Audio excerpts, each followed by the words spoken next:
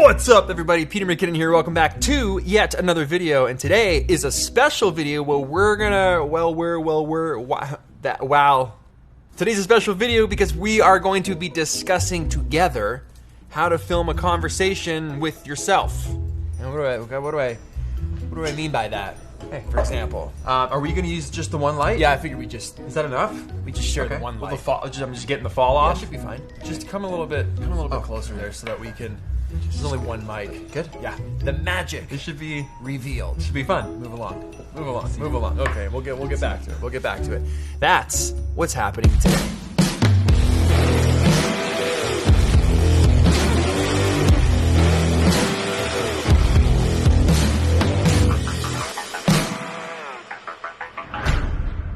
All right, welcome back. So today is a fun topic, and it's something I've wanted to discuss for a while because it's something that it's fun to do. I enjoy the process of filming conversations apparently with myself. Now, you know it's obviously just me playing both sides. If you didn't, so you guys have met Squarespace Pete. You know that I use that kind of twin in myself, and I play both sides to do all the advertising for Squarespace, which, by the way, this episode is sponsored by Squarespace.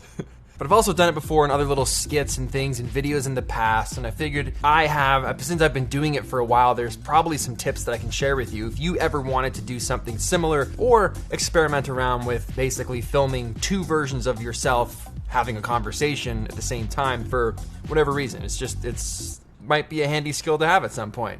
I don't know. So I put together 5 tips that'll help you filming, and we're gonna go through how we actually do it and things to look out for and little subtleties that make a huge difference to make those scenes actually feel like they're happening. Because there's a lot of things that you can do that are wrong that'll instantly make it cringy, awkward, not flow, and it just doesn't work at all. I really want to have a 5th point for that because that bothers me. So let's start with point number 1, L cuts and J cuts. Having your audio between the two people, A and B, overlap. As an example, hey, what's up? Not much. Cool. Yep. We're talking about L cuts and J cuts today. Oh, overlapping and not overlapping audio for tip number 1. All right, yeah. So making sure that your dialogue points overlap with your other subject's dialogue points, be it that you're having a conversation with yourself or it's another character that you're playing, is really important to keep it feeling natural, specifically using L cuts and J cuts. So while one person's audio track is going, the other person's audio track starts before the other audio track finishes. So if A and B are having a conversation with each other and A is speaking, you don't necessarily have to put the camera on B while B is speaking. You can still have B speaking while the camera is on A.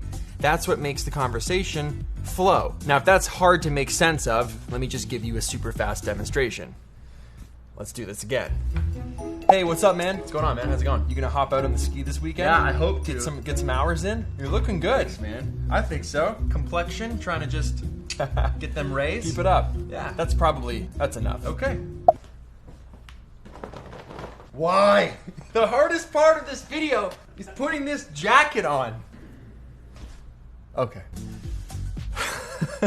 This is so much work. I hope people like this. So you'll know.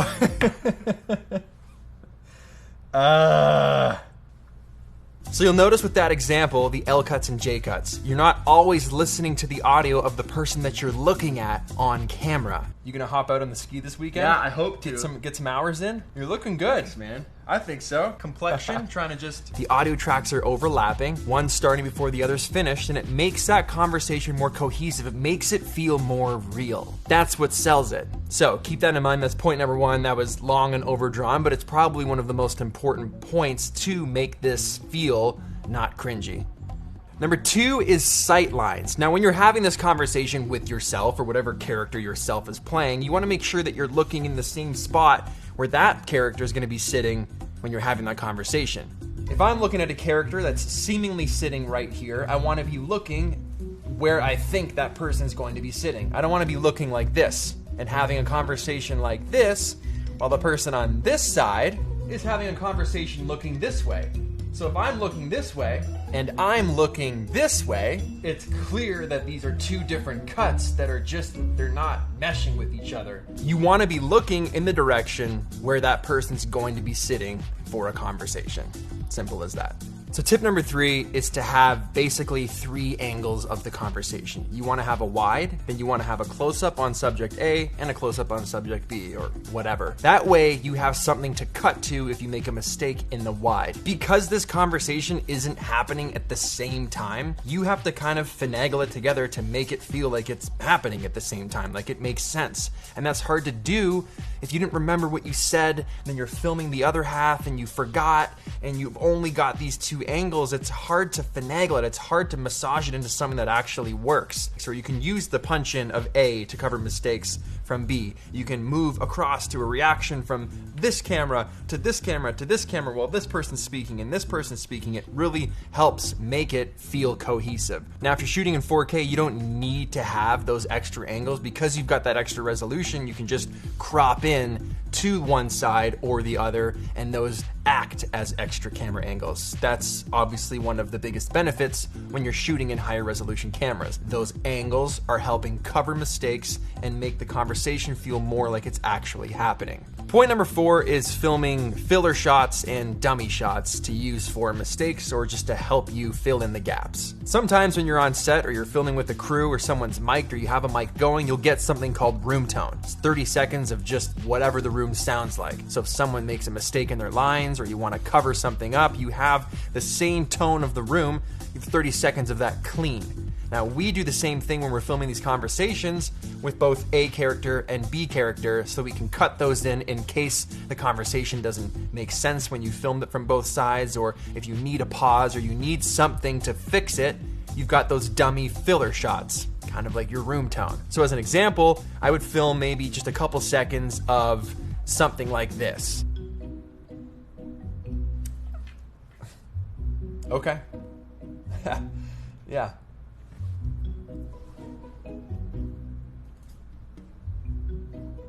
Wow. So just an amalgamation of me listening, reacting to something, maybe saying yes, maybe saying no, having a reaction. Wow. Those types of things from both sides. I would do it again from the other character. That way, while this person's talking, if this person makes a mistake, we can cut into one of those dummy shots of this character reacting, and that stuff really helps craft this conversation together. I know this is a very obscure topic, but it's really fun, and if you haven't done it at all ever, you should probably try it because it's a lot of fun. Now, I know this can be confusing. I would recommend watching it again if it is, but all the tips in here make perfect sense so that you'll have a more cohesive conversation when you're actually trying to film a conversation with yourself. Are we doing this? Can I do it now?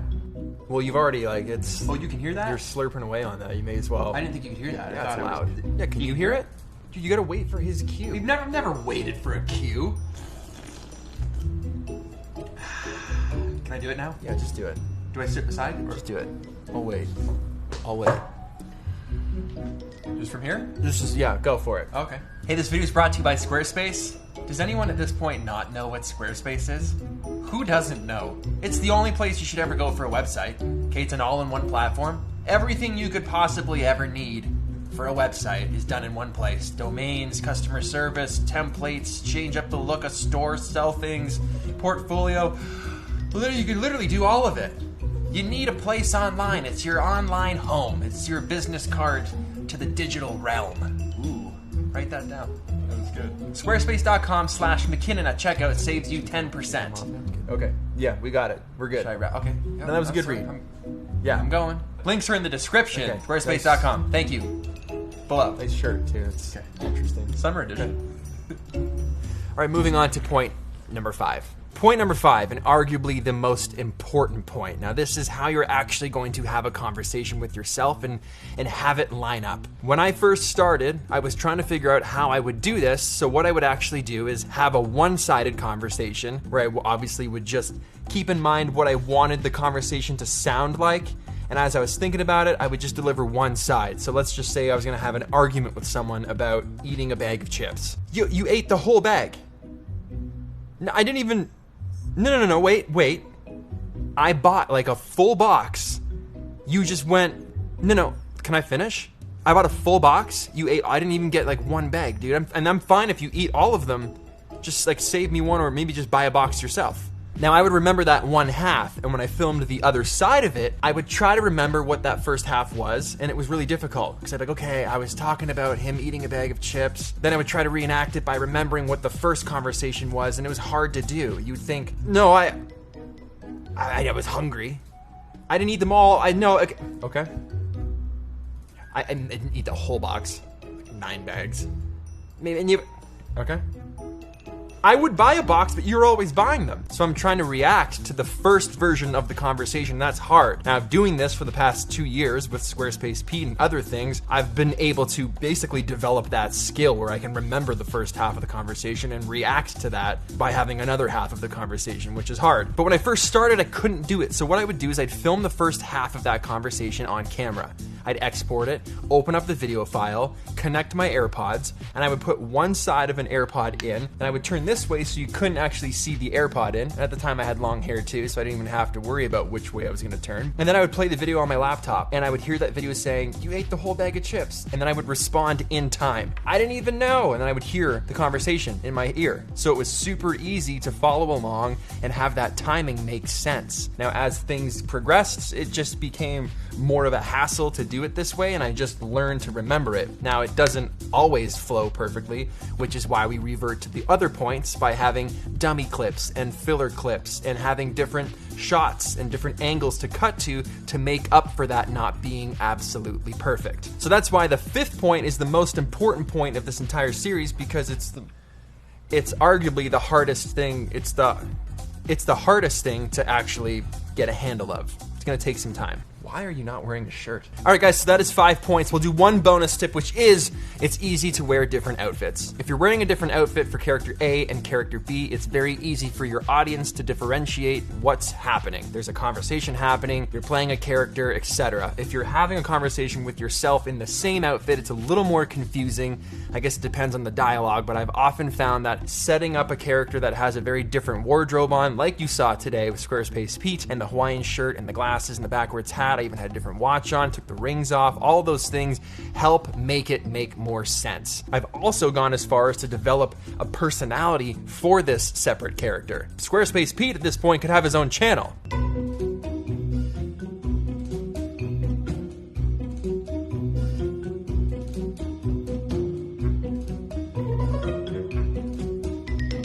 It's not a bad idea. That's what's made it easy to follow and fun to watch.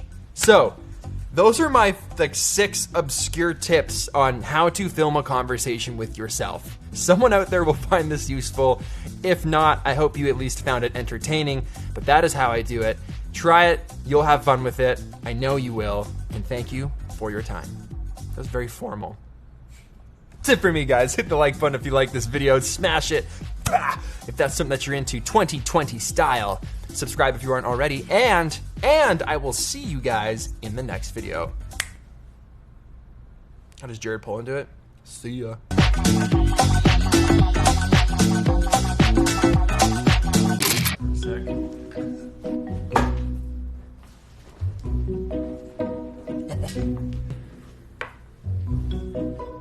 Okay, this is fun to edit.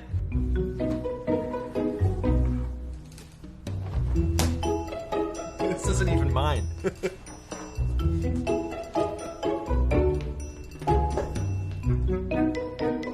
Why is this so... The hardest part of this video is putting this jacket on. Number 2. By the way, everyone thinks I got a haircut. I just took my hat off. I'm not cutting it for 2 years. It's a long road ahead, folks. But I'm ready. This is like the 4th time I've been down this road. Jared Pullen here, FroKnowsPhoto.com. And that was your photo news fix. See ya. See, that's my favorite part. See ya. Love that. See ya.